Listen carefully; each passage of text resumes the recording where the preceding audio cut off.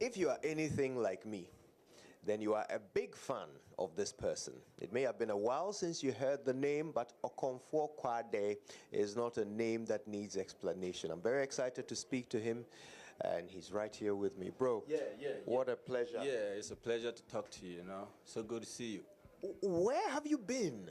That's the question everybody's asking, I've been around, I haven't been too far away, but I've just been chilling out and, You're still a musician, right? Are you still making music? Yeah, I'm making music. I just came out. I came here to put up my new song. I want people to feel it because it's been a long time now.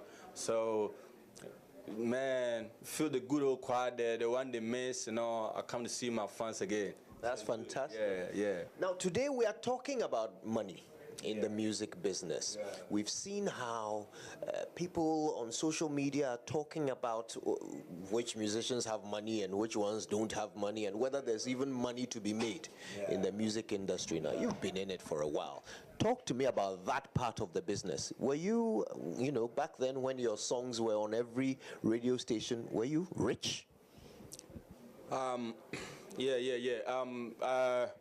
This is a very important question, It's good if you ask this. Because when I came out, people didn't really understand what I was trying to put across, So it took me time. It took me time for people to really get down to what I was saying. But when they understood what I was saying, look, I could make 100,000 inlay copies, inlay, the cassette papers, the inlay cards, and within 2 weeks, it's gone. That was not in Accra, that was in Kumasi, BA, Bono, Brown region, that area. So my cassettes, every week, I could just, 100,000 could just go off like that. So man, at a point in time in Ghana, I was the biggest and the richest guy in Ghana here, but they didn't know about it. My music was selling everywhere, more than everybody. But they didn't know about it, and they don't even know where I kept all that money before I got myself all these noise up, So, man, if you talk about money in the Ghanaian music industry, don't leave Kwadee out, man. The money he made, you can ask, there's Okomfo Kwadee, he's here, he can tell you, he can even confirm to you, because when my songs comes out, it just short, it goes off like that. And I've got the sound distributors always coming in for the tapes, So it was all like that. So I don't know now if the musicians are making money. Now it's like you have to put it on the net and blah, blah, that thing. But you have to be still identified as the same person. You still make your money. So they shouldn't try to brand themselves as if the idea of doing the music is to just let people see your pictures and the way you are, the way you handsome or you understand. That's not the argument. The argument is what you said. People listen to what you have said, not your face and your pictures. So you can influence people with your message. You understand? The influence you give to people, you can influence people through your music. But now the artists, they are selling, it's like they're selling the clothes they wear. The message doesn't really connect the people again. So I don't know what kind of money they are making now, though. I know they make shows, they play shows, but I don't know if they're really making the kind of the stardom money, celebrity money we're talking of. I don't know if because your cassettes, demand, they have to demand for you. I was feeling like that. I was they demanded for me. My tapes, people could call in, come in Accra, Top Radio, if you remember those times. You can ask Top Radio, the way the Kwadee tapes, the way people were buying them out there. So, man, I've been through all this, yeah? That's very interesting. It looks as if the business model for music back then may have changed. So teach us more about the model back then. So you were selling these cassettes. So when you sell one cassette, how much of that money goes to you? How much goes to the team? Talk to me about how it works. When we started, normally you have to go in. You have to go in with a demo. You have to search for a producer. That's how we all know it, right? Like even I don't know what about these nowadays artists, but I'm talking about the Lord Kenyas, the Bradfords. They all came out through a certain medium. You have to produce a demo to a kind of executive producer, so that he would finance everything for you. So you just be the artist, he'll be the executive producer. But as time went on, the artists decided to just handle their own business. So the producers contract, people had problems because they were contracted to, you have to sign a contract with a producer to come out with music, So sometimes the money becomes an issue because I brought you out, I need my percentage. Sometimes you also feel you are the artist, so you need this amount of money. You understand? So there's always that argument again, and there's still that argument. So in your case, how were you splitting the proceeds? If you sell one tape for 10 cedis, how is that money split? Yeah, in my case, I had a producer, but I for once went for competition, like the Miss Ghana competition, the one that we had Terrible Nchaka. Yeah, I went for that competition and I won, so I was supposed to go to the final. And I didn't go. So like somebody caught me up and said, man, don't go to the final. Let me just handle this business and we'll see about it. So we had a contract, but he was like sitting me down to work with me because I had to go for the final of the Miss Ghana. That was Media Whiskies, Terrible Nchaka that time. I had to go to the final. So it was also competitive because somebody is looking for Kwadee in a competition. And you also want him to stop the competition, and you sign him on as an executive producer. So at the end of the day, who loses? Because now the Media Whiskies people, they're asking for me, and the executive producer is also asking for me. So who is going to pay me the more? So the producer had to really sit me down, and because he understood everything I was bringing up. So he sat me down and he said, okay, let's say you have this, you can do your shows, but I want to make my investment, the money he invested into the song.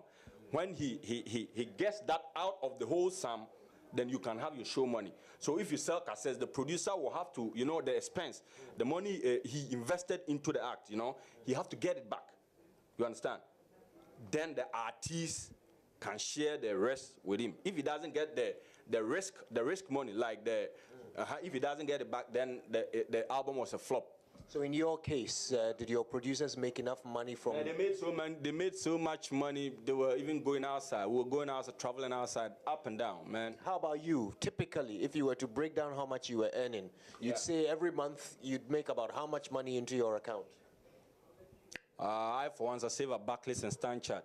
If I show you my bank statement, and then you will see like I was the first artist to be paid like those times 30 million at La Palm Beach. There was a show there. They had to pay me 30 million.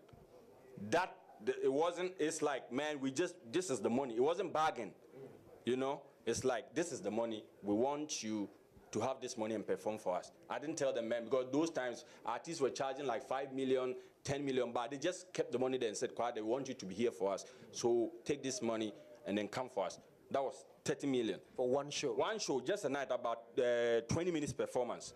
And then later, when I went outside there, outside the money, because it was like, you even have to get a visa and everything, to get me into the country.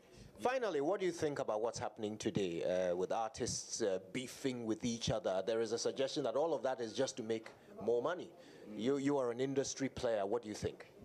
Yeah, it's good to be making money, but you have to make when you beefing, it's a quarrel. Like, it's a quarrel. So you beefing with the other artists, you have to make sure it's healthy. Otherwise, because we all say things we don't like. In the music, you say something, but you can't say it to somebody else. So we have to make sure it's healthy. Otherwise, it could just spark out. But is it a way of making more money, do you think so? It's a way of making the game stand. That's how I see it. The music industry, if there was supposed to be beef, not insults or by healthy beefs, it makes it stand. People want to listen to this guy or can say. There's something like counteraction. You see? I'll have to counteract you and say, because also you say, some of your Okomfo Kwadee, and I'm at room, I'm creative, I can weave basket. Man, I can also weave kente, and I'm also this, so we can correct each other in that sense.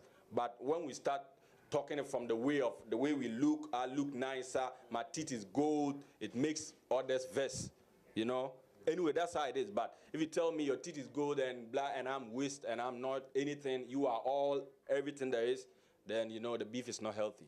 Yeah. All right. Now, I know I'm not the only one who has missed you terribly. We're so excited you're on your way back. So something special for the people watching the Pulse right now. Would you give us a little freestyle, a little something for those who have missed you? Oh, yeah. Let me just do this nice song for all the lovely mothers and ladies out there, you know. Check me out. Tie. Me do fool me brony. Bramin China me train way. Me who watch it. Brami train way. Yahoo Matia. Edia now bedi, edia now be share. Shemi koto kum, mi botoma mai. Odo de me kwa chiri. Sheme huri, eni subiri, meni swaye mi gidi. Odo si eni ebesre. My say, well, come on, let's keep it like that, man. Well, there's more to come when the new music drops. But until then, well, I can't say anything else to top that, can I? Big love, man. Kwadee, what a pleasure. Thank you very much. Yeah.